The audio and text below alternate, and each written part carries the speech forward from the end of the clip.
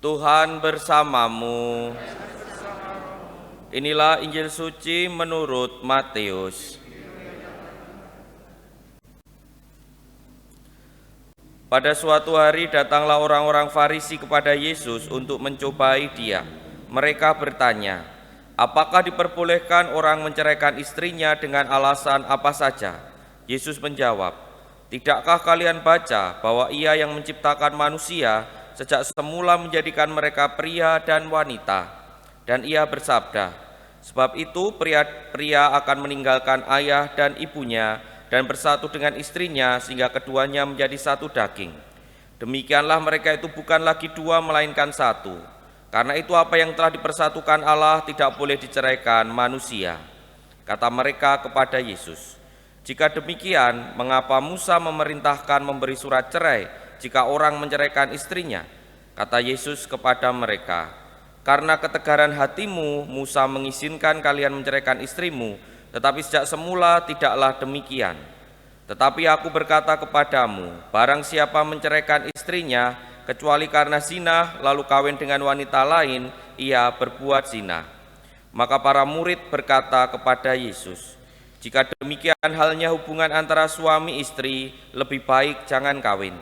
Tetapi Yesus berkata, "Tidak semua orang dapat memahami perkataan ini, hanya mereka yang dikaruniai saja. Ada orang yang tidak dapat kawin karena ia memang lahir demikian dari rahim ibunya, dan ada orang yang dijadikan demikian oleh orang lain, dan ada orang yang membuat dirinya demikian karena kemauannya sendiri demi kerajaan surga.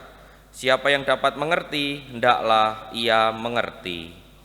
Demikianlah sabda Tuhan. Terpujilah Kristus.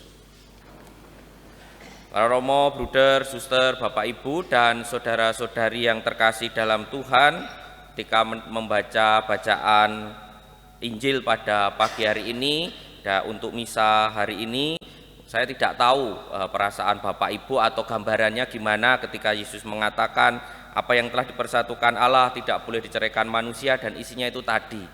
Mungkin kalau saya kemarin membaca itu mungkin Bapak Ibu juga kae pisah dan lain sebagainya, mungkin muncul juga seperti itu. Tetapi memang dalam ajaran gereja Katolik, dalam hukumnya tidak ada yang namanya perceraian.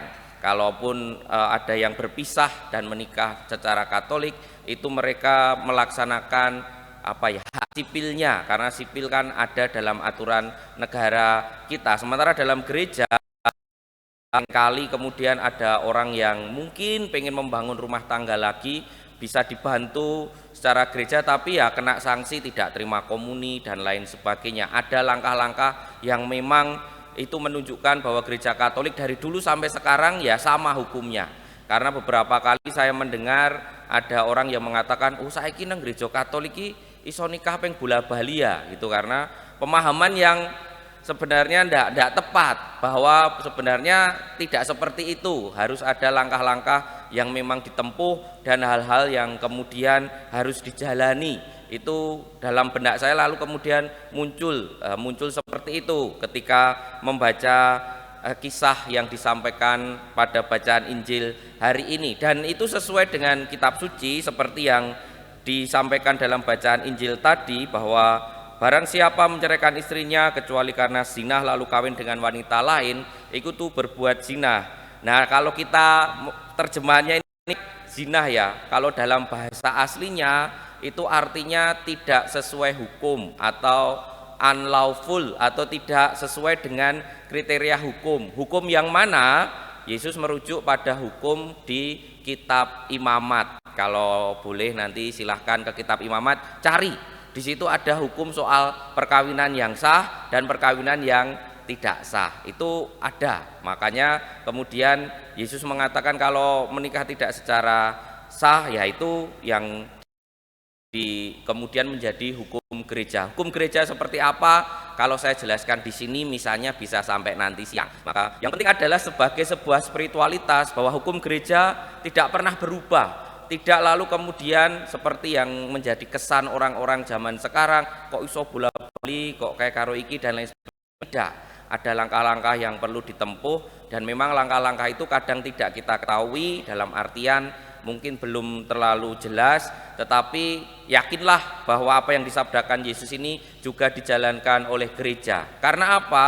Karena bukan sekedar bersatu atau pisah dan lain sebagainya, karena perkawinan sebagaimana sakramen yang lain itu adalah tanda dan sarana keselamatan dari Allah. Maka mereka yang menikah bagi saya itu tidak sekedar menjadi suami dan istri, tetapi menjadi rekan kerja Allah untuk mendatangkan keselamatan di tengah dunia ini.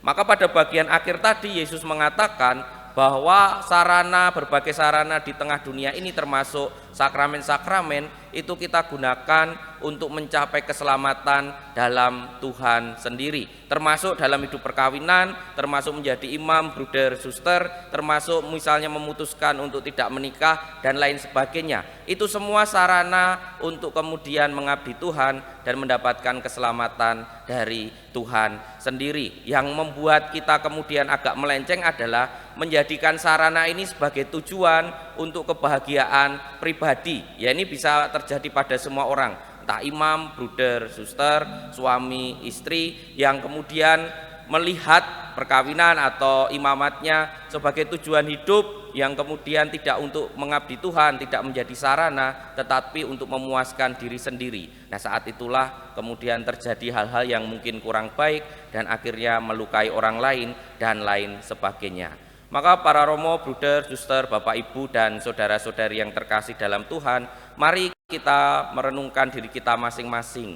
Sejauh mana kita menjadikan kehidupan dunia ini sebagai sarana untuk kemudian terus-menerus mendekati kepada Tuhan. Sakramen-sakramen yang ada dalam gereja, termasuk Ekaristia, itu juga sarana kita untuk mendekatkan diri kepada Tuhan, bukan pemuasan kebahagiaan diri pribadi. Apakah kita sampai ke situ dalam perjuangan hidup kita? Mari mohon kekuatan dari Tuhan. Kita hening sejenak.